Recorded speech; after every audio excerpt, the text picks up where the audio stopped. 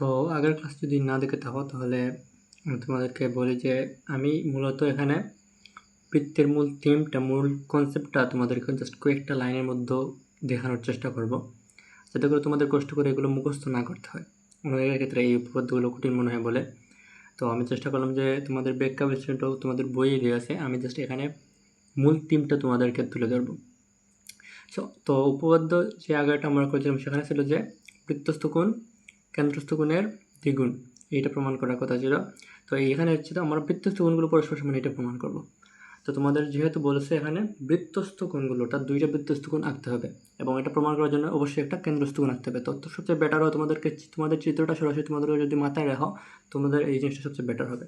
তো চিত্র তোমাদের এরকম,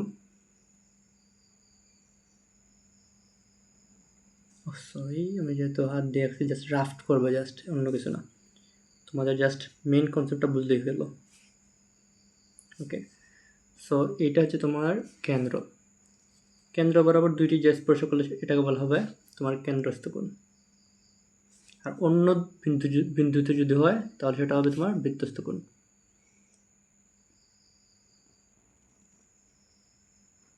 যেহেতু তোমাদের বৃত্তস্থ কোণগুলো বলছে, আমরা দুইটা কোণ আঁকবো।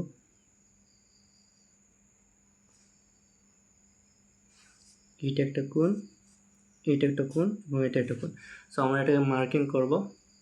এখানে একটা চাপ, যেহেতু চাপ বলছে বি ডি, আর চাপটা হবে তোমার বিসিডি। এখানে হবে এ, এখানে ই। সো বইয়ের ব্যাখ্যা অনুসারে আমি ব্যাখ্যাটা দেব। তো আমরা আগের উপপাদ্যটার প্রমাণে ছিল যে তোমার কেন্দ্রস্থ কোণ বৃত্তস্থ কোণের দ্বিগুণ। তাহলে এখানে যেহেতু তোমার কেন্দ্রস্থ কোণ কি, কেন্দ্রস্থ কোণ কি, কোণ বি ও ডি।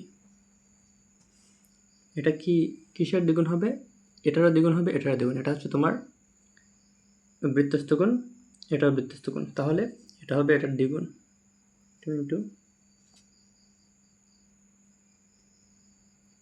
কোণ বি এ ডি। আমি ব্যাখ্যা বিশ্লেষণে যাচ্ছি না, জাস্ট মেন টিমটা দেখো।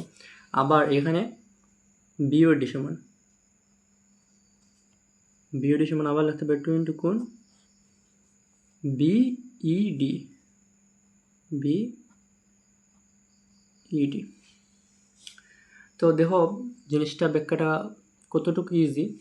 যেহেতু আমার এই কেন্দ্রস্থ সমান এই জিনিসটা, এই কেন্দ্রস্থ সমান এই জিনিসটা, অর্থাৎ কেন্দ্রস্থ জিনিসটা সেমই আছে, তাহলে আমরা লিখতে পারি না এটা সমান এটা, অর্থাৎ 2 ইন্টু কোণ বিএডি ইকুয়াল টু 2 ইন্টু কোণ বিএডি আমরা লিখতে পারি। এই জিনিসটা তোমার এখানে লিখছে, আমি আলাদা করে ব্যাখ্যা বিশ্লেষণ দিলাম না, জাস্ট ডিরেক্ট লিখতেছি।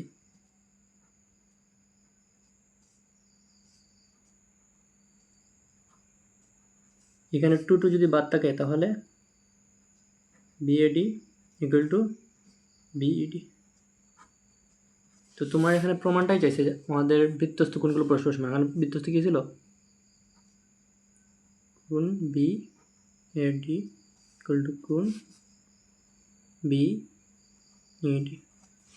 দেখো এই সিম্পল প্রমাণটা করার জন্য আমাদের মাত্র 4টা লাইন লেগেছে, বাট তোমরা যদি বইয়ের দিকে তাকাও তোমাদেরকে মনে হতে পারে যে এটা ক্রিটিক্যাল বা কী বুঝিয়েছে কি না। জাস্ট এই জিনিসটা মনে রাখবা যে তোমাদের এই কেন্দ্রস্থ কোণটা বৃত্তস্থ কোণের দ্বিগুণ।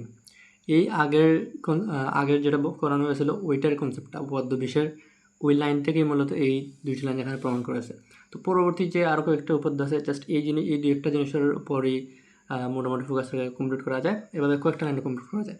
আর শুরুতে তোমাদের যেহেতু ব্যাখ্যা বিশ্লেষণটা একটু দিতে হবে, যেভাবে লিখবো যেমন করি অকেন্দ্র বিশিষ্ট বৃত্তে এ বি, অকেন্দ্র বিশিষ্ট বৃত্তে বিসিডি চাপের উপর দণ্ডায়মান কোণ বিএডি এবং কোণ বিডি দুইটি বৃত্তস্থ কোণ, প্রমাণ করতে হবে যে কোণ বিএডি ইকুয়াল টু কোণ বিডি। তারপর এভাবে আবার যে বিসিডি চাপের উপর দণ্ডায়মান একটি কেন্দ্রস্থ কোণ হচ্ছে বিওডি, তারপর এই লাইনগুলো লিখতে পারো, এখানে কেন্দ্রস্থ, আবার এখানে লিখতে পারো যে বৃত্তস্থ।